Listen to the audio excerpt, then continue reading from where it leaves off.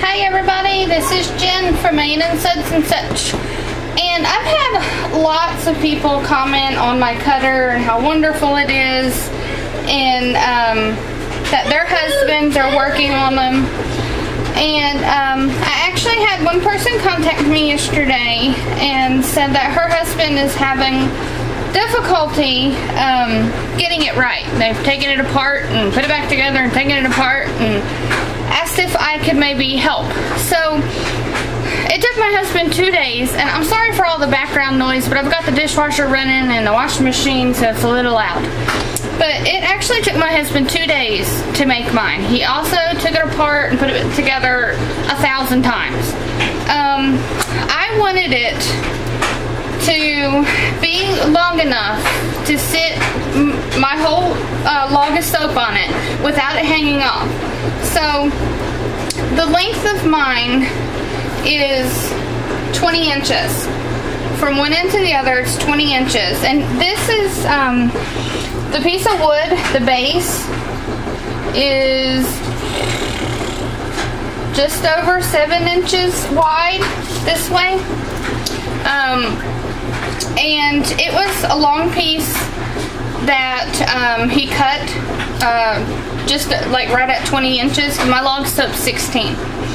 And the first thing he did was made the base and figured out how to do my arm. Now my arm is cut out of one piece of wood. It's not plywood. My husband does not have woodworking tools.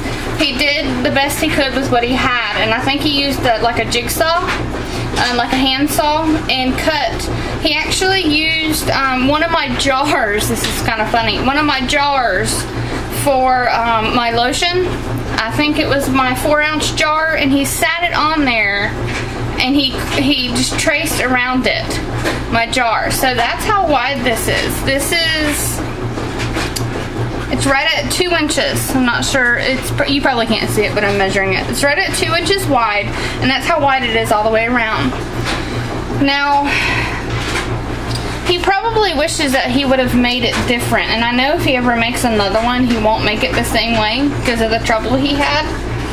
But from one side of my arm to the other is like 11 inches and a quarter.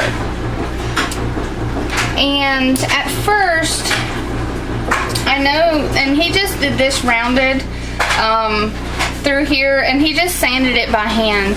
I told him I didn't care how he did it. You know, this right here, he beveled, cut this part off and sanded, because when he was bringing it through here,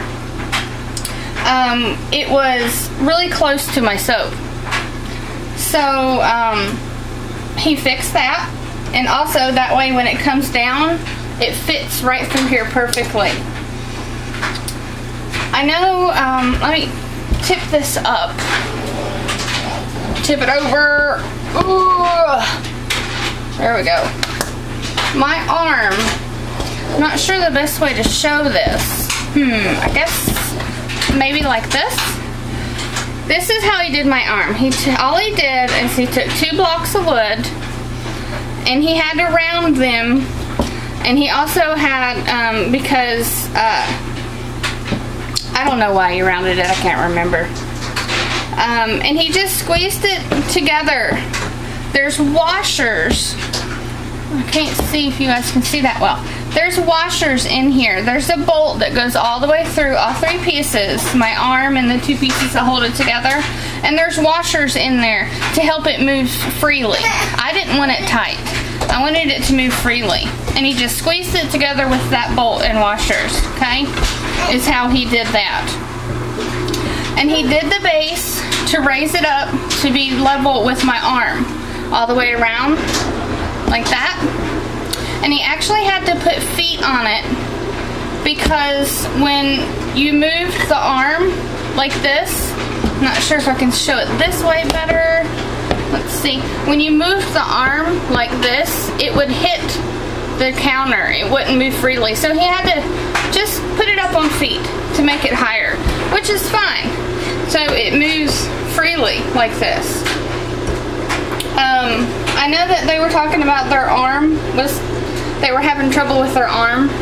I'm not sure if that helps because I think they were trying to use a hinge, but he just drilled a hole through all 3 pieces, used bolts and washers, and put it all together and tightened it. I mean, he could make it tighter, but it's just tight enough to keep it on there and allow it to move freely, because I didn't want it. I have arthritis and I didn't want anything really hard to shut and close. And another thing, when you're doing a homemade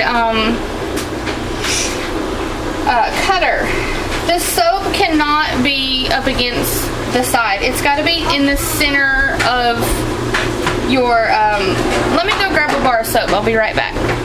Okay. If my soap was sitting here, like if it was butted all the way back, when you come through, you would not be able to cut it. I'm not sure if that's showing up. I hope it is. But my arm would hit it.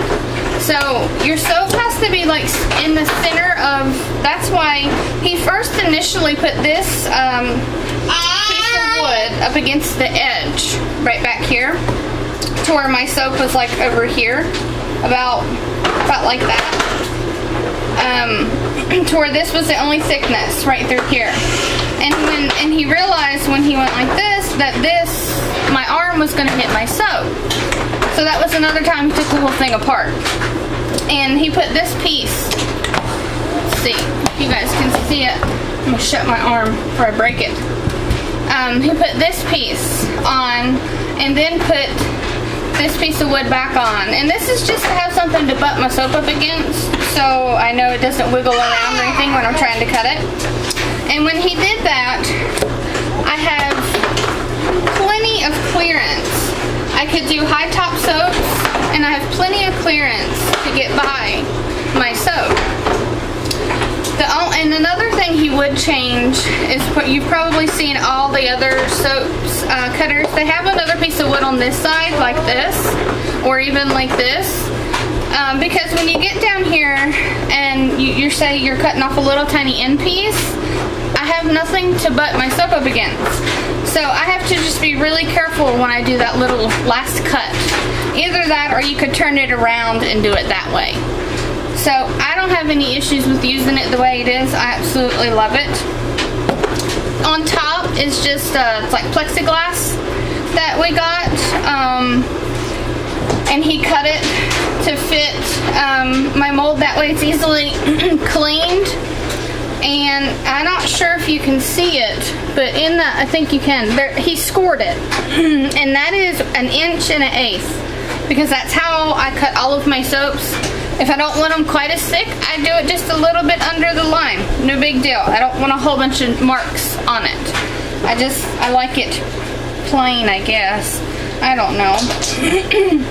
But he also had to add this little piece, because this did go all the way up, and this big tall one went all the way up to my wire, and this is one of the times he had to redo it.